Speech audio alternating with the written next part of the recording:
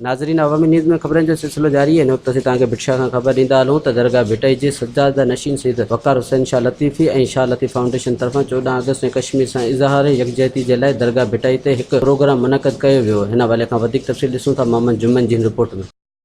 जी बिल्कुल, असां हज़रत शाह अब्दुल लतीफ़ भिटाई ते मौजूद आहियूं, जिथे 14 अगस्त जो ॾियारो मल्हाए थो वञे, पर यकीनी सां कश्मीर सां यकजहती जे लाइ बि उहो प्रोग्राम मुंतक़िद कयो आहे। शाह लतीफ़ फाउंडेशन तरफ़ां हज़रत शाह अब्दुल लतीफ़ भिटाई जो सज्जादा नशीन सैयद वक़ार हुसैन शाह लतीफ़ी जे तरफ़ां दरगाह भिटाई जे अंगण ते हिकु प्रोग्राम मुंतक़िद कयो आहे 14 अगस्त। ऐं कश्मीर सां यकजहती जे लाइ हिते जेके पांधीड़ा ऐं शहर जा माण्हू जेके आहिनि हज़रत शाह अब्दुल लतीफ़ भिटाई जी दरगाह ते पुॼी रहिया आहिनि। अचो त हिननि सां ॻाल्हि ॿोल करियूं था उहो कीअं हीउ ॾियारो 14 अगस्त जो मल्हाइनि था।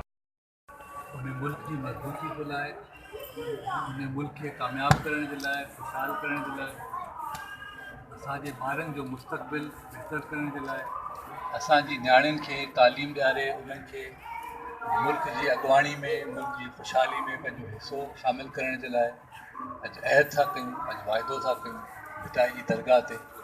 असां सभु जेकी भिटाई सां प्यारु करण वारा आहियूं, जेकी हिन मुल्क जा रहवासी आहियूं, उहो हिकिड़े ख़ानदान जो हिसो आहियूं ऐं हिकिड़े ख़ानदान जी हैसियत में असांजा हिंदू लाल शहबाज़ कलंदर आहे, जंहिं सचल सरमस्ता जो सूफ़ी जी धरती आहे। त हिन में मारवी जो असां मिसाल वठूं त टे लतीफ़ साईं चयो त वाजाए वतन खे आऊं जे हिकु मुयास त गोर मुंहिंजी सुमरा किज पवारनि पास ॾिज ॾाॾाणे ॾे जे मंझा वलड़े पास ऐं मुयाई जी आसे वञे मड़ वलीर ॾे। त लतीफ़ साईं सुर में वतन जी ॻाल्हि कई आहे। उन ई वतन में असां अॼु सभु लतीफ़ी फ़ुकरा हीउ सॼो जेको मेड़ आहे साईं वक़ार साईं जे अॻुवाणी में असांजो इहो पैगाम दुनिया खे ॾियणु चाहियूं था त कश्मीरी भाइरनि सां जेको ज़ुल्म हले पियो उहो बंदि कयो वञे ऐं हुननि खां पुछो वञे त हू छा था चाहिनि। जेकॾहिं हू आज़ादी चाहिनि था त उनखे आज़ादी ॾिनी वञे। जेकॾहिं पाकिस्तान में असां गॾिजणु चाहिनि था त पाकिस्तान में बिल्कुलु हुननि जो हक़ु आहे, उहो पाकिस्तानी कश्मीरी पाकिस्तानी सभिनी खे राइट आहे।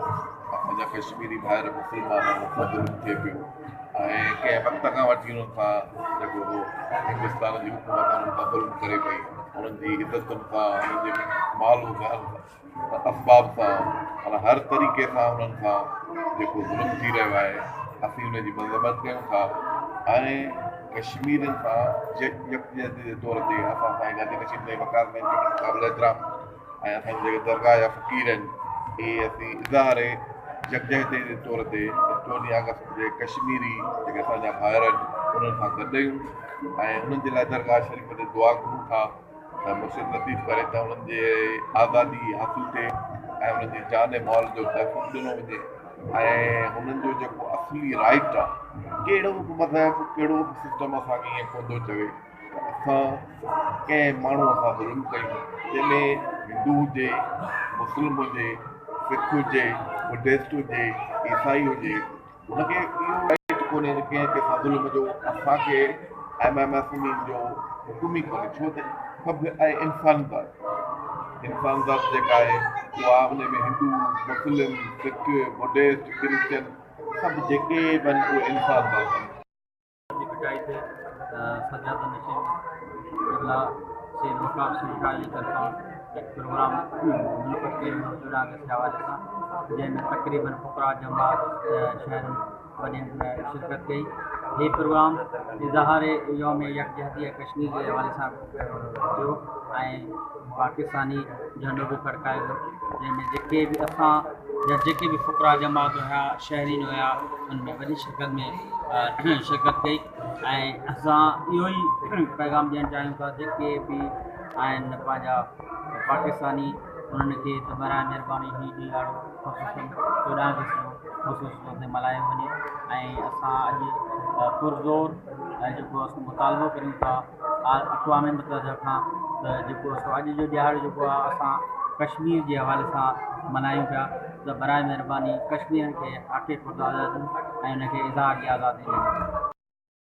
जी बिल्कुलु, अवां शाह लतीफ़ फाउंडेशन ऐं सैयद वक़ार हुसैन शाह लतीफ़ी दरगाह भिटाई जो सज्जादा नशीन जूं ॻाल्हियूं ॿुधियूं।